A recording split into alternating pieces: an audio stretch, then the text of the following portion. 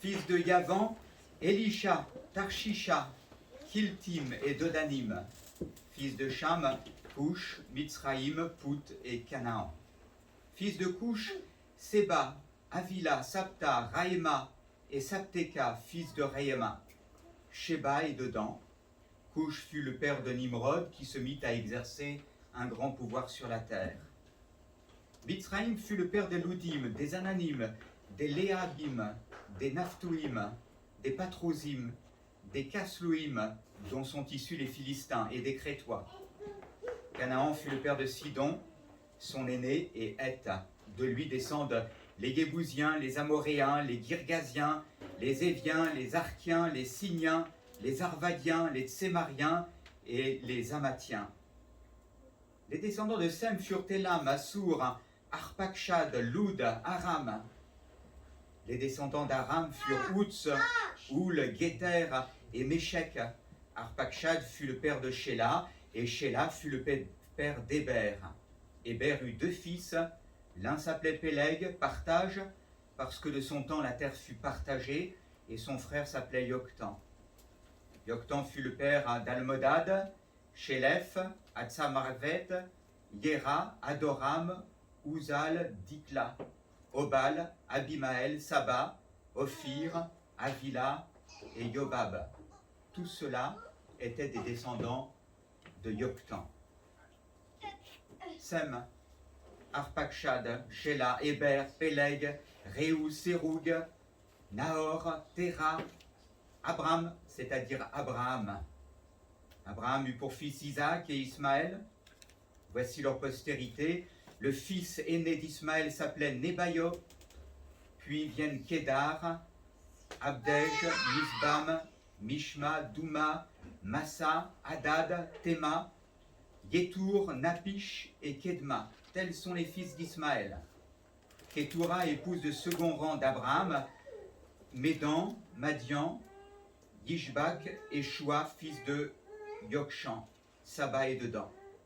Fils de Madian, Epha, Épher, Enoch, Abida et Elda. Tous ceux-là sont les descendants de Kétoura. Abraham eut pour fils Isaac, qui eut pour fils Ésaü et Israël. Fils d'Ésaü, Éliphaz, Réuel, Yehush, Yaélam et Korah. Fils d'Éliphaz, Théman, Omar, Sépho, Gaétam, Kénaz, Timna et Amalek. Fils de Réuel, Nahat, Zéra, Shama et Misa. Descendants de Séhir, Lotan, Shobal, Tsibéon, Anna, Dishon, Etzer et Dishon. Descendants de Lotan, Ori et Omam. La sœur de Lotan s'appelait Timna. Descendants de Shobal, Alvan, Manahat, Ebal, Shépho et Onam. Fils de Tsibéon, Aya et Anna. Enfin, enfant d'Anna, Dishon. Fils de Dishon, Emdan, Eshban, Yitran et Kéran. Fils d'Etzer, Bilan, Zahavan et Yakan, fils de Dishon, Outz et Aran. Voici aussi les rois qui ont régné dans le pays d'Édom, avant qu'il y ait un roi en Israël. Béla, fils de Béor. Sa ville s'appelait Dinaba. Après sa mort, Yobad, fils de Zéra, de Botsra, régna à sa place. Yobab mourut et Husham, du pays des Thémanites, régna à sa place. Après la mort de Husham, Hadad, fils de Bédad, régna à sa place. Il bâtit les Madianites dans la campagne de Moab. Il venait de la ville d'Avita. Après la mort de Hadad, Samla, de Maasréja, régna à sa place. Puis après la mort de Samla, Saül, de Rehoboth, sur le fleuve, régna à sa place. Après la mort de Saül, Baal-Hanan, fils d'Akbor, régna à sa place. Après la mort de Baal-Hanan, Hadad régna à sa place. Sa ville s'appelait Paou. Le nom de sa femme était Mechtabel, fils de Mared et petite-fille de Mézabad. Après la mort de Hadad, des chefs de famille gouvernèrent Édom. Ce furent les chefs Timna, Alva, Yétet, Oholibama, Éla, Pinon, Kénaz, Théman, Mitzbar, Magdiel et Hiram. Tels sont les chefs d'Édom. Alors j'avais pensé lire jusqu'à la fin du chapitre 9, mais bon, j'ai quand même un petit peu hésité. Le premier livre des Chroniques, comme chacun le sait, commence donc par 9 chapitres de douce généalogie ou chronologie, avec des noms divers et variés, à l'image du chapitre que nous venons de lire. Et qui n'a jamais été émerveillé, n'est-ce pas, devant les consonances sémitiques de cette belle énumération que je viens de faire. En fait, je plaisante, parce que rares sont ceux et celles parmi nous qui lisent ces textes. Et j'avoue moi-même que selon l'expression classique, j'ai pendant bien des années de ma vie chrétienne sauté allègrement par-dessus ces listes en me disant en résumé, comme on dit quelquefois, ils se sont engendrés les uns les autres jusqu'à la fin du chapitre 9. Et pourtant, un jour, je me suis surpris non seulement à lire ces chapitres 1 à 9 des Chroniques, mais encore à passer plusieurs jours, à les lire patiemment, avec respect et amour. Non que j'y ai trouvé quelques codes secrets ou mystères cachés, mais simplement parce qu'à un moment donné, ça m'a semblé tout d'un coup normal et évident de le faire. Comme je l'ai dit, tout ce qui se trouve dans la Bible se trouve là pour notre instruction. Dieu n'a rien négligé qui ne nous soit nécessaire pour que nous grandissions en Christ, et il n'a jamais rien mis non plus dont nous pourrions nous passer.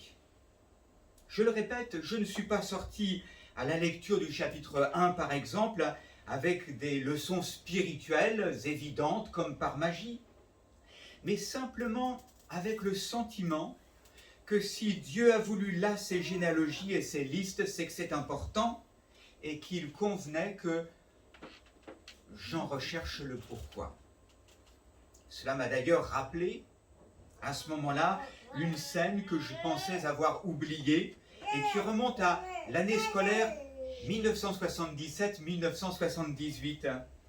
J'étais à l'Institut biblique de Nogent-sur-Marne et il y avait là, assise sur le perron de ce que nous appelions l'ancien bâtiment, une jeune fille qui s'appelait Cathy et qui disait « Les généalogies, je ne comprends pas leur utilité dans la Bible, mais Dieu doit avoir ses raisons, alors je les lis. » Cette jeune femme, donc, Cathy, est la démonstration de ce qu'une bonne parole finit toujours par produire un effet, parce qu'à un moment donné, je me suis souvenu aussi de ce qu'elle disait.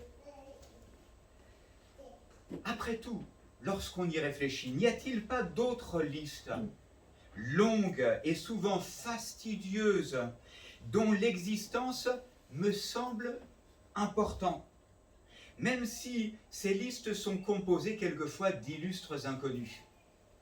Je vais prendre quelques exemples de cela.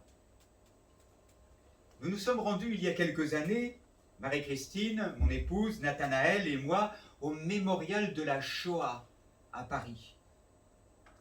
Dès l'entrée, dans cette propriété qui se trouve sous haute surveillance, vous l'imaginez bien, on se trouve dans une cour où se situe le mur des noms. C'est un mur qui a été monté avec des pierres qui viennent de Jérusalem. Et sur ce mur, les noms de 76 000 juifs, dont 11 000 enfants qui ont été déportés de France pendant la guerre. À l'intérieur aussi de ce musée, à un moment, une pièce plus grande que celle-ci, dont chaque mur est recouvert de photos de ces déportés. Des milliers et des milliers de photos en noir et blanc. Et l'on ne peut qu'être ému que lorsqu'on se rend compte que chacun et chacune y a sa place et que ce serait terrible d'oublier par négligence ou indifférence une de ces photos. Tiens, on l'a, mais on ne va pas la mettre. Dans le même registre, j'ai également, il y a bien des années, eu une prise de conscience et j'ai été saisi d'une émotion irrépressible lorsque j'ai visité les cimetières militaires des côtes normandes, et notamment celui d'Omaha Beach. des milliers de croix, blanches, très sobres, toutes semblables, à perte de vue, qui rappellent le lourd tribut payé par ces anonymes pour moi, pour toi. 9387 croix à Omaha Beach, pour être précis, et 9387 soldats tombés pour nous lors du débarquement, auxquels s'ajoutent encore 1557 noms inscrits sur le mur du cimetière, noms des soldats dont on n'a jamais retrouvé les corps. Et s'il en manquait un de ces noms? Pour la famille, pour ceux qui connaissaient, ce serait quelque chose de terrible. Je ne peux pas entendre non plus l'énumération des morts du 11 septembre 2001 sans penser à toutes les familles endeuillées en ce jour terrible. Et je suis bien certain que si d'aventure un nom devait manquer dans la liste, parce que le lecteur, chaque année, il lise cette liste, parce que le lecteur aurait fait un saut d'une ligne, je suis bien persuadé que ce serait un scandale pour les gens de cette famille, mais aussi pour toutes les autres familles qui suivent cette liste, parce qu'une personne aurait été oubliée. Les listes de noms, c'est quelque chose d'important, et plus particulièrement dans un contexte ou dans un autre. Dans un autre registre encore, je pense à ces réunions interéglises, où une personne sur l'estrade veut imprudemment citer toutes les églises représentées ou toutes les églises de son union. J'ai vu plus d'une fois dans ces réunions une église oubliée ou le nom d'un pasteur oublié, avec tous les dégâts que cela peut entraîner. Et oui, c'est comme ça. Et pourtant, c'est seulement une liste, dire à quelqu'un. Mais vous voyez, les listes, ce peut être très important. Mais cessons là les exemples. Dans ce chapitre des Chroniques, donc, là aussi, ce ne sont que des listes. Mais dites-moi si votre nom devait être inscrit dans cette liste, ou le nom d'un de vos ancêtres, vous verriez les choses d'une manière totalement différente. Nous lirions ces textes de la Bible avec intérêt et nous souhaiterions que, oui, pas un seul nom ne manque, et surtout le nôtre d'ailleurs.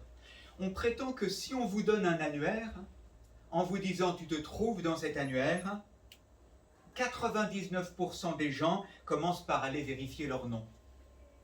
Et c'est vrai.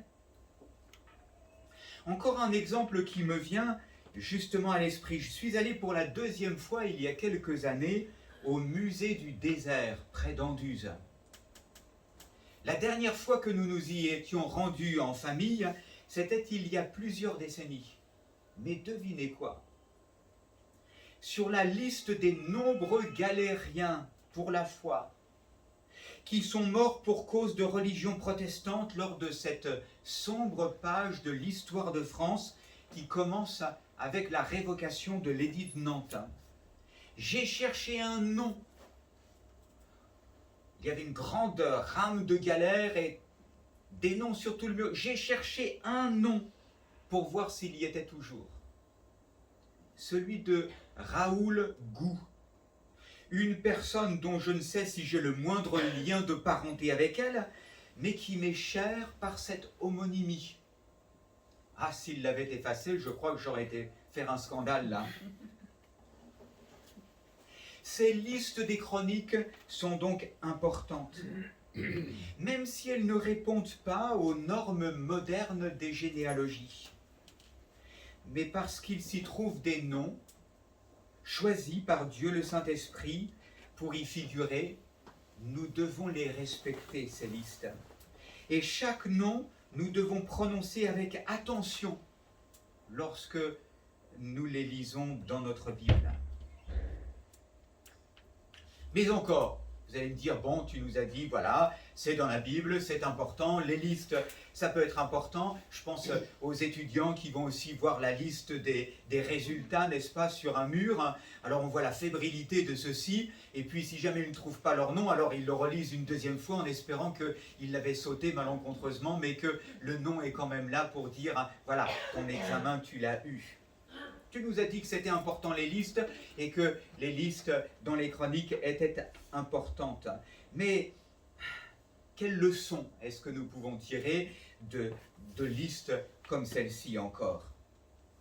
Nous avons donc noté déjà premièrement que cela pouvait être un sujet de tristesse, voire de honte, que de ne pas figurer sur certaines listes, même si au demeurant la liste n'est pas exhaustive. Eh bien, nous pouvons nous demander sur quelle liste ou dans quel livre Dieu a inscrit notre nom d'abord, ou pas d'ailleurs. Et notamment si nos noms sont dans le livre le plus important du monde, le livre de vie, comme dit la parole dans Philippiens 4.3 ou Apocalypse 13.8. Ceux qui ne sont pas inscrits dans ce livre de vie ne pourront donc avoir part à la vie éternelle, selon Apocalypse 20.15. Ils ne pourront pas avoir part à cette vie éternelle. Est-ce que ton nom est inscrit dans ce livre? Est-ce que tu ne penses pas que c'est la chose la plus importante qui soit que ton nom soit inscrit? Est-ce que tu ne voudrais pas que le jour où on lira ce nom, alors on soit vraiment attentif? Ce livre énumère le nom de tous les enfants de Dieu véritables. Quelle chose extraordinaire que d'attendre dans une belle certitude le jour où notre nom y sera lu et où il sera entendu de tous. Lorsque je pense aux listes, je pense aussi aux diverses mentions, dans les chroniques notamment, des soldats de la garde rapprochée de David. J'aime lire cette liste-là, à ceux que l'on appelle ces vaillants héros. Oh, que nous puissions tous être comptés au nombre des vaillants soldats du Christ. Un de nos cantiques dit bien « Inscris-toi sur la liste des vrais combattants ». Que nous puissions le faire et être dans cette assurance que nous avons connu le Seigneur, que nous marchons avec lui, que nous sommes appelés, que nous sommes inscrits dans cette liste et que nous sommes aussi de ces vaillants combattants. Deuxième leçon, je me demande au regard de ces listes, quelles traces je laisserai dans l'histoire. Pour vous dire encore comment cette lecture des 9 premiers chapitres des Chroniques m'a parlé, je vous raconterai comment moi ça m'a fait penser à la mort, à ma mort. En annotant ici et là ma Bible, lors de cette lecture de 1 Chronique, je me suis demandé tout d'un coup un matin, qui pourra hériter de ma Bible d'études? Et ceux qui l'en feraient? Et ceux qui l'y verraient? Ou pas? Je me suis demandé ce que je laisserais en guise d'héritage, de souvenir, parce que quand on lit ces noms, et quand on en repère ici ou là, on se souvient de la vie des gens, de ce qu'ils ont fait, de ce qu'ils ont porté. Et je me suis dit, c'est une réflexion importante et solennelle. Non que je tienne à entrer dans l'histoire, comme on dit. Je disais à mon fils cadet récemment que je ne tenais vraiment pas spécialement à être enterré au Panthéon. Des fois que, je sais pas. Mais dans l'histoire de Dieu, je veux entrer. Et je veux laisser une marque, et une bonne marque, non pas dans un mur de marbre d'ailleurs, mais dans la vie de ceux qui m'entourent. Que diront ceux qui nous connaissent lorsque nous serons partis pour aller à la rencontre du Seigneur? De quoi se souviendront-ils? Est-ce qu'ils se souviendront de ce que nous étions des personnes appartenant à Jésus, marchant avec lui, avec un exemple de vie? Est-ce que nos enfants, nos petits-enfants, se souviendront de ce grand-père, de cette grand-mère, et de ce que, il connaissait le Seigneur Jésus. Il m'en a parlé, peut-être il m'a raconté des histoires. Quel héritage allons-nous laisser? Troisièmement, ces listes évoquent ici et là des événements marquants de l'époque. Et je me suis demandé à nouveau quels étaient les événements les plus marquants de ma vie, les choses heureuses et les choses tristes, ce que j'aurais aimé voir consigné ou au contraire oublié dans le chapitre d'un livre, du livre. Oui, en songeant à son nom sur une liste de ce genre, on fait en quelque sorte un bilan. Alors, de quoi suis-je vraiment fier ? Toutefois, quatrième leçon, ces listes qui évoquent des personnes qui, pour la plupart, nous sont inconnues, il faut bien le dire. Lorsque j'ai lu cette liste, combien de noms vous vous êtes dit, bon, je ne connais pas, moi, ces gens-là. Ces listes nous rappellent qu'un jour, nos noms seront certainement aussi oubliés, nos trophées seront mis à la poubelle, comme disait un écrivain qui s'était rendu compte en allant à sa maison d'édition que les éditeurs avaient décroché les tableaux, ses prix littéraires et leurs mentions, et ils avaient mis tout ça dans une poubelle. Trop ancien, trop ringard. Et ils disaient, bah là, j'ai pris une sacrée leçon.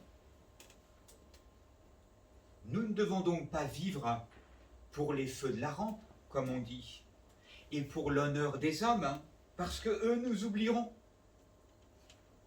Mais nous devons vivre pour celui qui a fait écrire dans la Bible. C'est pourquoi, mes chers frères, soyez fermes, ne vous laissez pas ébranler, travaillez sans relâche pour le Seigneur, sachant que la peine que vous vous donnez au service du Seigneur n'est jamais inutile. Je cite, bien entendu, 1 Corinthiens 15, 58. Oui, toute ma vie, je veux la placer devant Dieu. Je veux être sur les bonnes listes du Seigneur et je veux que cela puisse porter un témoignage. Et je ne veux absolument pas être zappé dans les listes qui sont importantes pour mon Dieu, qui sont importantes pour le prochain et qui peuvent avoir des conséquences jusque dans l'éternité. J'ai lu ce premier chapitre des Chroniques, comme je le disais, jusqu'à la fin du chapitre 9. En fait, c'est une énumération comme cela. Et puis, il y a d'autres listes encore qui se trouvent dans la Bible. Que de listes dans la Bible. Listes qui montrent encore l'organisation de Dieu, oserais-je dire. Notre Dieu est un Dieu organisé qui compte et qui liste. Et Dieu connaît notre nom. Notre nom.